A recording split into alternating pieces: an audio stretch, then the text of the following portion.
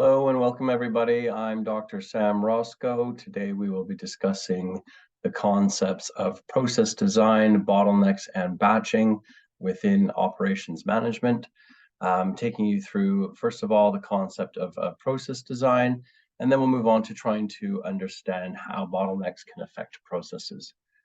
So when we're looking at this concept of process design within operations, if we understand operations is a transformational process, what we're trying to do is understand how do you design a process based on the product or the service that you're offering.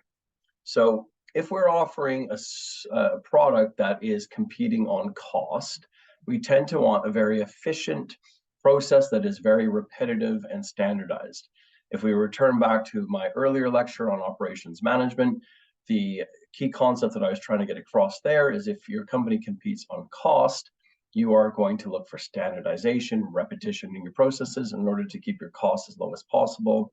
And that happens through employees learning through repetition. You have this experiential learning concept, and the costs come down of your labor. You also have repetition of machines, and you also have a process that will follow step by step, typically in a line where you're able to combine all the different parts of a process till you come up with your final product. Now, if you're competing based on quality, you're going to want to design your processes in different ways. You might have an element of customization in your high quality product, and that might require more flexibility in your process design. You also might have higher quality raw materials, higher quality subcomponents, and those might require different types of process modifications to manage those high quality inputs. So the point of this slide is to stress this idea that when you're designing a process, you have to take into consideration the product or the service that you are offering to your customers and what are your competitive priorities? What are your order winners? Is it cost? Is it speed? Is it quality? Is it dependability? Or is it those a combination of those things? So like I give the example of McDonald's that competes on cost and it also competes on speed, for instance. So I want to also stress that when you're looking at process design, it applies to service-based operations as well. So if I'm designing let's say a restaurant, if I'm offering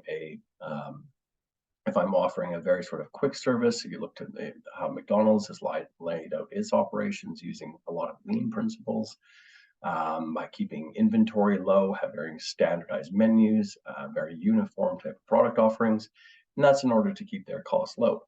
When you get into high quality restaurants, again, it's much more customized, and they're offering a much more customized type of service.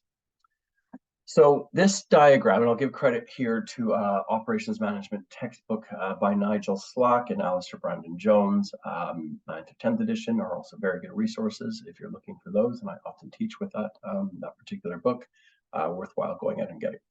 So this particular framework looks at the idea of variety and volume as two of our 4 V's. So if you remember, the 4 V's were variety of the products that we're offering, the volume of the products that we're trying to move through our process, the variability in demand, as well as the visibility of the process. So how much the customer can see.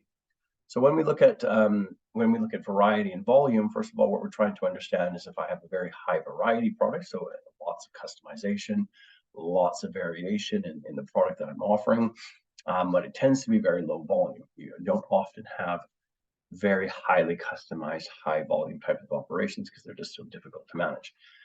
Instead, what we tend to get is these what are called project processes that are bespoke projects that are designed based on customer requirements, and you tend to have sort of just one-off jobs that are very customer specific. We use the example of shipbuilding, for instance, or making a motorway or a highway, the making of a large apartment building, or maybe a racetrack. These things are very sort of one-off, customized types of products, and they tend to be referred to as a project-based process. As a variety becomes a little bit more uniform, but you still have quite a high variety product offering here, and as your volume becomes a little bit higher, you get into what's called a jobbing process, and I'll give an example of some of these in a bit. And then we get into sort of this moderate variety, moderate volume. We move into the idea of batches, where we're making more products in a particular batch, but each batch could be different from the next, or you could have sort of uniformity in batches for a period of time, and then change your batches based on customer requirements. You then move into mass processes. This is when you're getting into high volumes. A common example of a mass process is Ford and the Ford production system, where you can have any color of car that you want as long as it's black. And the idea there is that you have this sort of repetition, standardized processes in your manufacturing operation.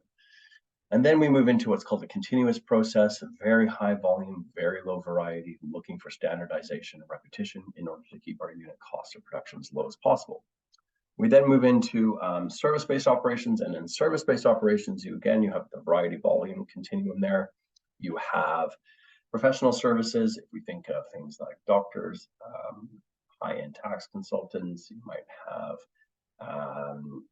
dentists, accountants, this sort of thing, where it's very much the professional and the knowledge in her or his head that is the most important thing. And they have a lot of interactions with the customers, and that influences how you design the process. We then move into service shops in the middle, moderate variety, moderate volume. This tends to be restaurants and hotels. And then we move into mass services. Okay, so mass services are things like airports, it could be subway systems, it could be moving people through a stadium, for instance, and it's all about moving volume of people or customers through a particular operation. Okay, so just to kind of delve into these a little bit to explore what they mean, I'll go through these bullet points here a bit quickly just to get to the example. It tends to deal with one-off, like I said, highly customized products. The time scale of making them is quite long because it is customized and they're quite big. Resources are dedicated exclusively to the product. So if I'm building in this example, the London Olympic Stadium, all of the resources come to the stadium. All of the people who are building the stadium come there, and it's made in that one particular location. All right. We then move on to the next one, which is called our jobbing process. Very high variety still, but we're getting into sort of some higher volumes in the projects, but lower than batches. Each product has to share the operations resources with many others.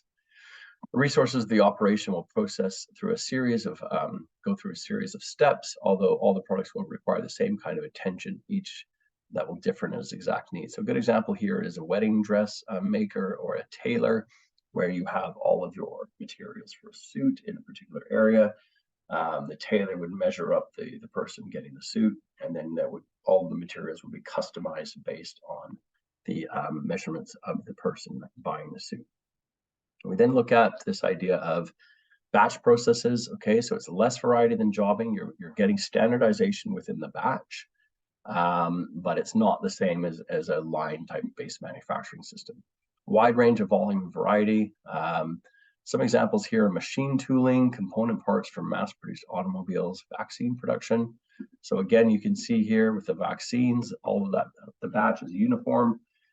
Vaccines are made in a batch because if there's any contamination in that particular batch, you're able to isolate the batch and take it out of the system.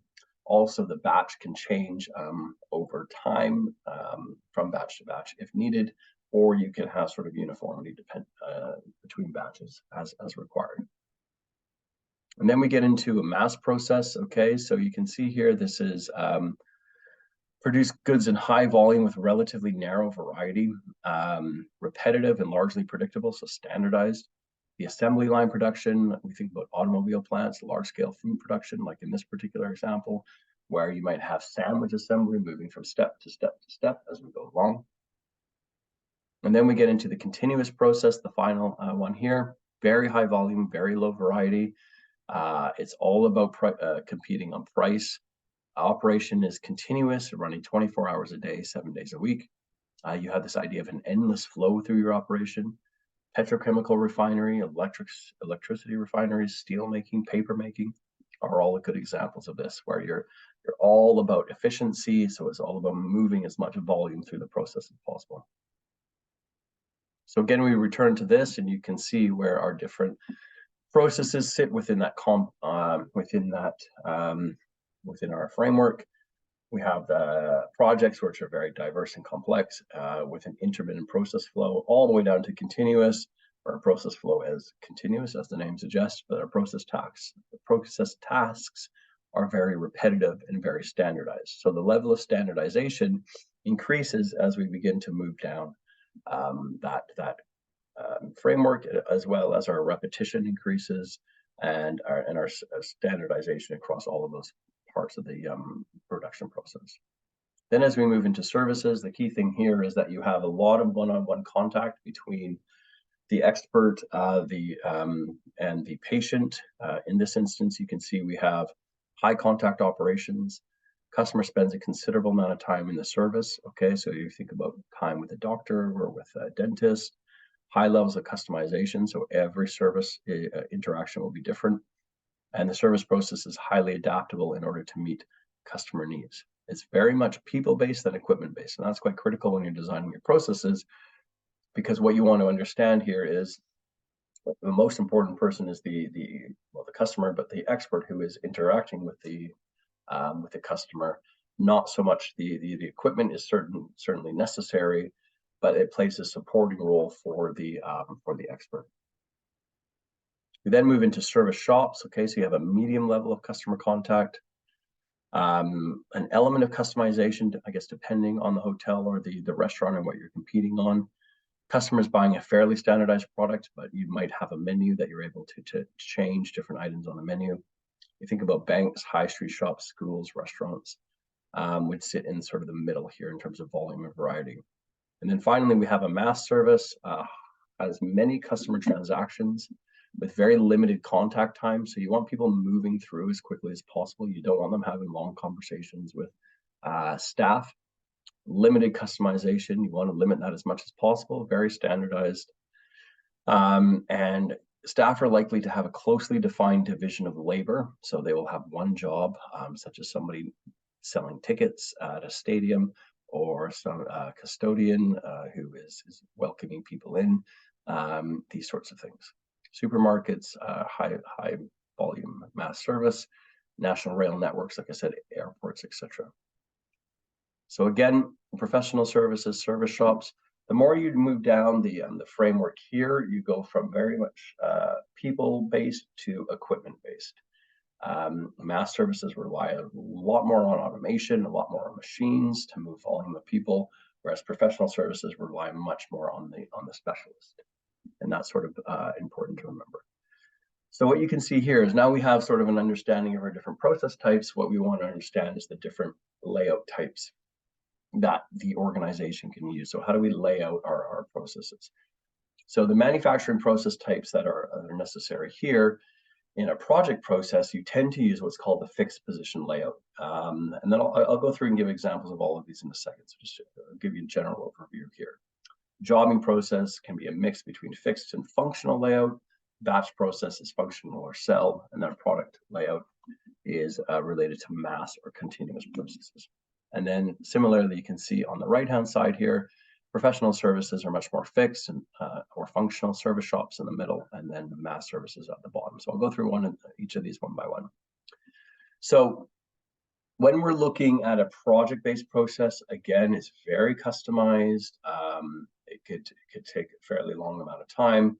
But the idea here is that the recipient of the process, okay, this could be either a patient in this particular example that is getting operated on, or it could be, like I said, a motorway that is getting made or a cruise ship that is getting built. It remains stationary, and all of the equipment, machinery, plant, and staff come to that particular thing or resource, and that is being transformed. Okay, so what it says here is that the transformed resource, or the person in the operation, or the ship that is being built, is standing still, and then all of the transforming resources come and move around the recipient of that operation. So again, motorway construction, because the product is too big to move. Open heart surgery, as you can see here, it's dangerous to move the patient from one step to the next. Now, when we begin to move down to from a project to a jobbing process, we have what's called a functional layout. So the functional layout conforms to the needs of the functions performed by the transforming resources. This is our staff or our facilities within that process. So you can think of a hospital or a machining the parts which go into aircraft engines, or a supermarket. So a good example here is a library where everything is laid out in the library according to function. Okay, so you might have your study desk for studying, you have your books, of course, for reading or researching, and then you might have your PC desk, which is another area where you can go and use that for studying according to the function that you need. So the idea here is that those things remain stationary. The individual comes in and moves between the different equipment, study desks, counter, copying area, and then they would go out, but everything within the operation remains stationary.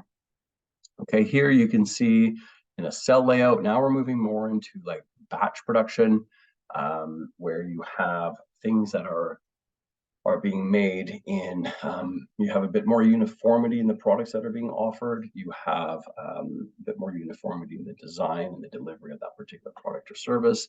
A cell layout could be applied within a hotel, within a restaurant, within a bank, for instance. Here, the example that I'll give you is use a hospital, but this example looks at a mall. In this example, you can see that within a mall, so the mall is the operation itself, but within that mall, you have a variety of cells. One of the cells is let's say a Sports Direct or a sports shop. You have a men's wear area. Let's say it's I don't know, a Morris suit shop, and then you could have a Nike outlet, and then a place that's selling luggage and gifts. Each of those are cells within the overall operation. Okay, similarly in a hospital, the maternity ward is a cell within the hospital. The oncology department is a cell within that hospital, etc. Now, when we begin to move down, going into our mass services will tend to lend to this idea of a product or line layout. So this involves locating the transforming resources, your staff, your machines, and your facilities, entirely for the convenience of the transforming resources. So this is a little bit different now, and it takes the project idea and sort of flips it on its head. So what's happening here is that the things that are doing the transforming are now remaining stationary, and the things that are being transformed are moving through each stage of the process. So customers, products, or information, they follow a prearranged, preset route in which the sequence of activities is arranged to minimize waste, minimize waiting time, and to follow sort of a sequential step. Remember, we're talking here about low cost, standardization, or repetition, and you get into sort of the idea of the forward production line, where everything is laid out in the way that the car is built, which is still, they used in most automotive assembly plants, even though they have more variety than they certainly used to. Okay. Finally, you can have a combination, a mixed layout. You could have a fixed position within a restaurant. You can have your cell layout, line layout within a cafeteria, and then you have at the bottom here a functional layout within the kitchen. And those are all sort of combinations. So within a cafeteria, the customer can go and move between those different cells, or within the fixed position operation there. So finally, if we look at this, you can see again the volume variety comes into effect. Our fixed position layout makes a lot of sense for project-based operations. Functional layout, we're getting more now into our jobbing processes, as well as our service shops. And then as we move down, cell layout is getting more into our batch processes. It's getting into our, it's a combination of mass services as well as our service shops. And then as we get down towards the bottom, we have this product line layout, which is used in mass processes as well as within continuous processes. Again, repetitive, high volume, and is also used within the mass services. So trying to move people through a subway or move people through the airport, using that idea of standardization, repetition, low contact between staff and customers. Whereas at the fixed position, you're going to have much more contact between staff and customers, or staff and the thing that is being operated on at the workshop. Okay, just very quickly, some advantages and disadvantages of each. Fixed position is high mix and product flexibility. high variety of tasks for staff. Disadvantages, very high unit costs, okay? And that means that each thing that is being transformed, whether that's a person going to the doctors or that is the Olympic Stadium, the unit cost, because it tends to be one person, tends to be extremely high. It can mean much more movement of plant and staff around that operation. I just go down to the bottom, focusing on the product or the line layout. Again, it's low unit costs with a high volume. Okay, again, because you're moving volume through to keep your unit costs as low as possible. It then looks at low mix of flexibility, not very robust if there's a disruption. So again, it sort of exposes you to bottlenecks in your process. Again, if you have a stoppage on your production line, that can create it can create a huge bottlenecks in a line-based operation. Whereas if it happened in a fixed position layout, because you're relying on people and specialists, they're able to work around those particular bottlenecks. So the objectives of process design is to make sure that the performance of the process is appropriate for whatever the process is trying to achieve. Okay, so what we're looking at here is I'm going to return back to some of the things that I talked about in earlier lectures around our Little's law. If we remember, our Little's law is inventory equals our throughput rate times our throughput time. And what we were going to just go back to those concepts here. Throughput rate, again, if you remember, is the rate at which a unit flows through a process. So how often does a car come off of the back of a Tesla assembly line? So I can make a Model S car. I can make 5 cars every hour. That would be my throughput rate. My 5 cars per hour is my rate of production, or my throughput rate. And that represents the actual rate at which a process or system generates its products or services its customers. The cycle time, remember, is linked to the capacity, what the process is capable of doing based on capacity.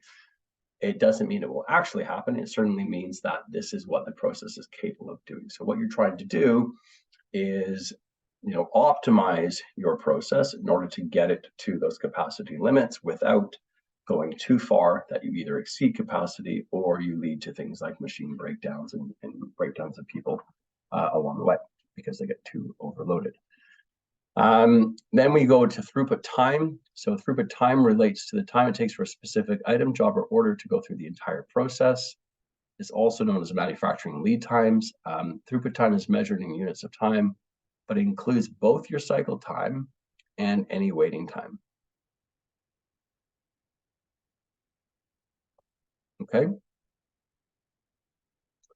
So the other couple of concepts, just to return to, a flow unit is the basic unit of analysis in any given scenario. So when we talk about what is going through a process, it refers to our flow unit. That could be, if it's a service-based operation, your flow unit will tend to be your customer.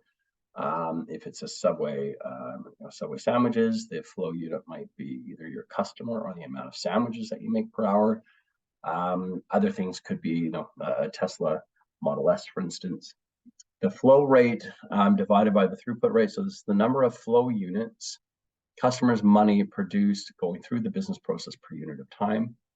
So served customers per hour, produced parts per minute, etc. like I said before. So just to return here to Little's law, it's a formula used to calculate throughput time, work in progress inventory, and cycle time of an operation. So if we remember, our throughput time equals our work in progress times our cycle time. And this refers to the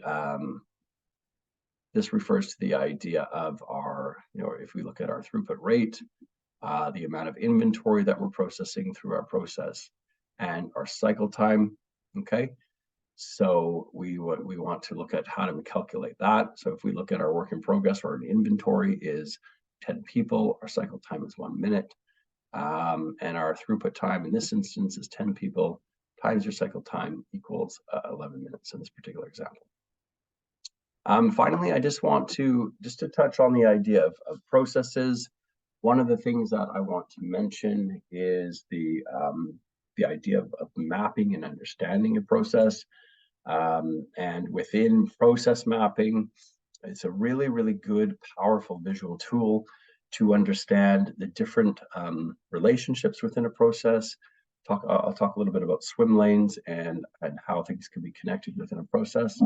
And some of the key symbols that we use within process mapping, you can see here, this refers to an operation. This is an inspection when somebody in the process has to actually go and inspect an item, either it's a quality or defect issue. Transport is a movement from one stage to the next. D, this relates to a delay, whether you have to have a large queue, an excessive queue, or you're waiting for materials to move from one station to the next. And then we have this idea of storage or inventory. So it's deliberate storage where things are being stored on purpose within your operation, such as work in progress inventory between your different stages. And then we go on to the beginning or end of a process is represented here by a somewhat oval looking shape. And then we move into the direction of flow. The other key thing to remember here in the diamond is the decision. This tends to refer to like a yes/no decision. I'll give an example of a couple of these in a second.